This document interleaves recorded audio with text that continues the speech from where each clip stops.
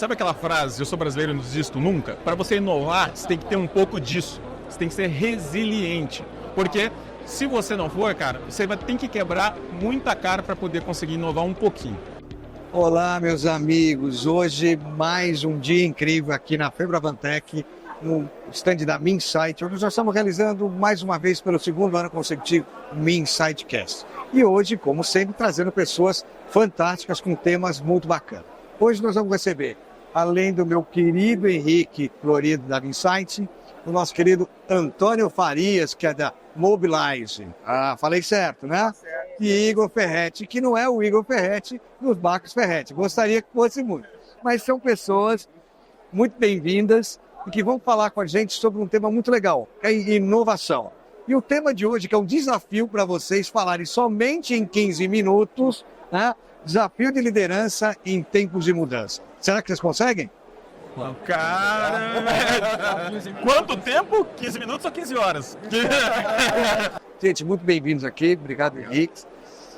Você, Antônio, se apresenta aqui na sua câmera. Bom, eu sou Antônio Farias, eu trabalho na Mobilize Financial Services, eu tenho lá uma função de CIO e acumulo também a função de CTO, né? A Mobilize, ela faz parte do grupo Renault, né? E eu já estou no grupo faz, deixa eu ver aqui, isso vai contar a minha idade, Cuca, mas faz 22 anos. E na Mobilize nos últimos 8 anos. Então ele já é um homem de prata, não precisa falar nada, não precisa falar nada. E você, Igor? Bom, eu sou o Igor, eu sou o Head de BTO da Mobilize Financial Services, dentro do time do Antônio também. Estou na organização tem 8 anos, mas também acumulo aí uns bons 23 anos de carreira, aí, sempre no setor bancário, sempre no setor de financeiros. Então, tenho uma boa experiência aqui sobre o tema. E é legal, né? Porque inovação e tecnologia tem tudo a ver com o banco, né? É muito bacana estar numa corporação e receber vocês aqui. Então, Henrique, eu vou começar a pergunta para eles. Quais são os maiores desafios que vocês enfrentam hoje como líder de um grande banco? Porque não é fácil, né? Essa é difícil. Mas assim, não quero chover no molhado, mas o setor bancário, ele está no core nervoso, né? Eu acho que com a economia de qualquer país. E as inovações tecnológicas, elas têm trazido assim, uma diferença num setor que ficou durante centenas de anos trabalhando, né? Assim, da mesma maneira, né? Fazendo financiamento tradicional e tal. E hoje, não preciso nem dizer que vocês vão saber melhores aí, vocês utilizam, tem que se utilizar as coisas. Vocês estão vendo que os bancos estão inovando muito, né? Sobretudo nessa relação com o cliente, né? Então, hoje tem uma corrida, porque todos os bancos querem ser omnichannel, né? Querem ter todos os canais para poder atender. Todo mundo quer trabalhar com inteligência artificial, né? Putz, a programação tem que ser em low code, né? Mas no final das contas, um CIO como eu, ele tem aquele desafio, Cuca, que é aquele desafio que faz 30 anos que tem, que é eficiência operacional e redução de custos, utilizando essas tecnologias, já entendeu? nasce com isso, né? Exatamente. Então, assim, a gente poderia ficar falando horas aí sobre, né, RPA, toda a parte que o pessoal tem usado para poder inovar, mas, assim, no final do dia é isso, né? Aumento da eficiência operacional com a redução de custos. Então, e aí a gente utiliza o que tem de novo no mercado, mas não para fazer um projeto para ser bonito, para poder trazer rentabilidade para o banco, para poder ter mais negócios, o cliente melhor atendido, sabe? E aí você vê a agilidade e a adaptabilidade como, né? A agilidade que tem esses processos, porque é uma coisa muito importante, né? Porque cada vez mais com tecnologia... E acho que isso pega um ponto super interessante, que hoje a gente vem vivendo um momento de aceleração tecnológica, aceleração por IA. Você tem toda essa crescente de ansiedade de adotar a tecnologia, e aí no papel de CIO, a dose de pragmatismo. Como que é equilibrar isso também, Antônio? O pragmatismo que você tem que ter contra a aceleração tecnológica? Eu te digo assim que é quase uma profissão de fé, né? Porque é como se tivesse assim, você está no lago, um jacaré comendo tua perna e o outro o braço ali. É o pezinho para fora assim. Exatamente. Então é super complicado. Por exemplo, a questão da inteligência artificial, né? Até dentro da própria empresa, eu tenho uma pressão nas áreas de negócio para poder, vamos usar a inteligência artificial para poder otimizar os negócios, para poder trazer mais clientes, para poder fazer. Do outro lado, Florido, você sabe muito bem que a preocupação com a segurança dos dados utilizando a inteligência artificial é absurda, né? Então a gente vive assim quase que um paradoxo que você tem que inovar, mas tem outro lado, então... Com uma agilidade incrível. Exatamente. Então assim, qual que é o lado que você vai? Normalmente, né, a gente sabe, né, não é a extremidade nem outra, normalmente a coisa está no meio do caminho. Então é claro que numa instituição financeira, a gente tem que, em primeiro lugar, olhar para a segurança dos dados, dos negócios. A gente não pode fazer outra coisa. A gente não pode deixar de inovar. Então, a gente vai permeando, né? E vai aí tateando por esse caminho para poder encontrar a melhor solução. Nós, no banco, a gente tem procurado, né, um vanguardismo aí de soluções, de usar soluções tecnológicas inovadoras, mas com os pés no chão, sabe? Então... Legal.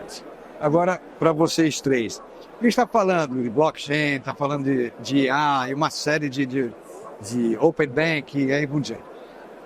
Como é que vocês acreditam o maior impacto do setor nos próximos anos? Pensando em todas essas tecnologias, como é que sejam os próximos anos? Porque os próximos anos de tecnologia é hoje, né? Então, para a gente falar, bom, daqui 5 anos, é uma missão meio que difícil de... Mas vocês têm o Igor, você que está quietinho aí, tem alguma... Olha, o que desafio grande para isso? Se a gente vê considerar o que nós vimos de evolução nos últimos 5 anos e considerar que o salto que a gente está tendo de IA generativa tem o quê? 1 ano e meio de estar sendo popularizado, altamente utilizado e tendo muitas soluções aparecendo por aí, é muito difícil de saber como é que vai ser os próximos 5 anos. Com certeza, a inteligência artificial ela vai tomar outras proporções, elas vão estar muito mais inseridas no nosso dia a dia. E todos os assuntos, como o Antônio falou, a gente tem que ter muita eficiência operacional, fazer mais com o mesmo ou preferencialmente gastando cada vez menos. Então, assim, redução de despesas e aumento de eficiência com soluções criativas, com pequenas inovações. Quando a gente fala de inovação também, tem uma grande dificuldade, que todo mundo pensa, vamos ser inovadores, vamos levar um processo de ruptura, mas não é todo dia que nasce um Uber. E a inovação, e uma coisa que eu trabalho muito com as pessoas da nossa organização, são as pequenas coisas do dia a dia, porque começar pequeno, a gente ter uma boa estrutura, conseguir escalar isso de uma forma para que depois se torne uma coisa grandiosa, é um trabalho muito mais difícil, muito mais complexo do que tentar já querer criar algo grandioso. Então, assim, começar pequeno também é uma coisa super importante para a gente vislumbrar o que vem na frente. E vocês têm alguma tecnologia, que agora é para você, tem alguma tecnologia que vocês acham que vai ser a grande estrela daqui para frente? Bom, a IA regenerativa não preciso falar porque você pegar 10 entre 10 CIOs vai estar todo mundo aí, né? Se você pegar temas aí que vêm ajudando, né? Como RPA, você está entendendo? Então, são coisas também que estão aí, mas o que a gente tem estudado bastante é a adoção, por exemplo, de plataformas aí para utilização de low code, para poder fazer otimização de código, por exemplo, é uma coisa que a gente tem fazendo, mas assim, não dá para cravar exatamente para onde o mercado vai, né? Que nem a gente comentou em algum momento sobre o Open Banking, por exemplo, que é uma realidade dos bancos, né? Então, a gente tem a parte regulatória que nos obriga, né, a estar inserido nesse contexto, né? Então, hoje em dia, os bancos eles têm que compartilhar os dados do cliente com outra instituição. As outras instituições que podem receber seus dados e fazer ofertas para os clientes para poder melhorar o score e tudo mais. Mas, na prática, é difícil a gente sentir isso. Se eu perguntar, Cuca, você já compartilhou seus dados financeiros com outra instituição para poder melhorar seu score? Meu filho. É uma instituição, né? Não, mas assim, eu duvido. Se eu perguntar para o Florido, você já fez isso? Então, mas é uma tecnologia legal, só que é imposta. Agora, se eu perguntar para vocês assim, Cuca, você já utilizou o Pix? Eu já sei a resposta. Não usei o Drex ainda. Mas todo mundo usou, porque é uma solução simples. Então... A gente está falando tudo no mercado externo, né? O consumidor, a estrutura. E o time interno? Como é que vê isso, essas tecnologias, essa adaptação nova? Porque vocês têm que preparar o time para essas mudanças o tempo todo. O que eu venho acompanhando nos nossos clientes? Toda essa temática de tecnologia, ela sempre vem em ondas e tem uma fase de adaptação muito importante, que é a acomodação.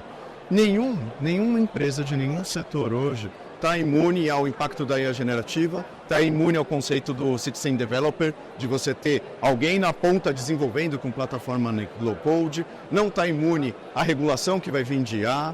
Então você vê que existe muita coisa acontecendo. E isso exige um processo consciente de literacia e aculturamento. A liderança é muito importante nisso Exato. com os times, né?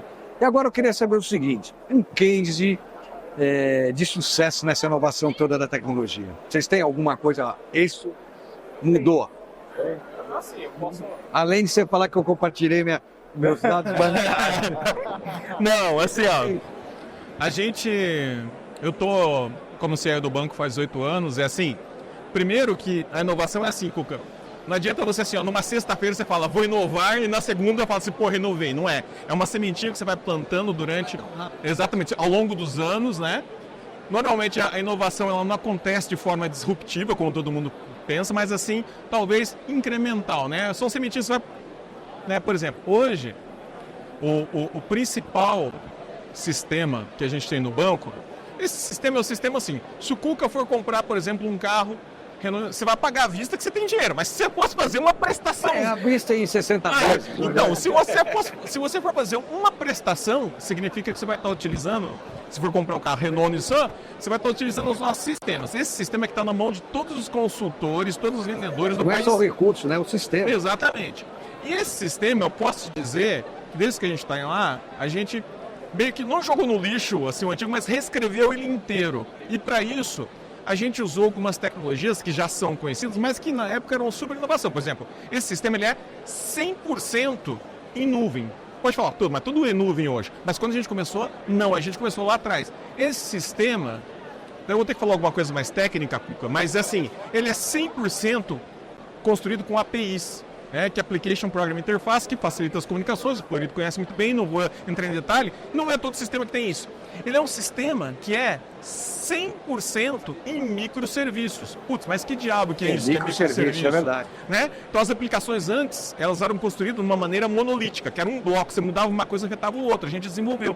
Então tem uma série desses conceitos que foram utilizados para isso, que fez que a gente implementasse isso. Então quando a gente tem que fazer manutenções num sistema que é 24/7, a gente é muito mais ágil, a gente consegue fornecer uma velocidade muito melhor para os nossos clientes internos e externos. Isso realmente para a gente, dentro da corporação, foi uma inovação, tá? Foi uma maneira... Só que assim, é que eu tô falando... São detalhes que as pessoas não entendem que isso é um sucesso. E assim, só que assim, né? Você não fala assim, ó, como eu te falei, né?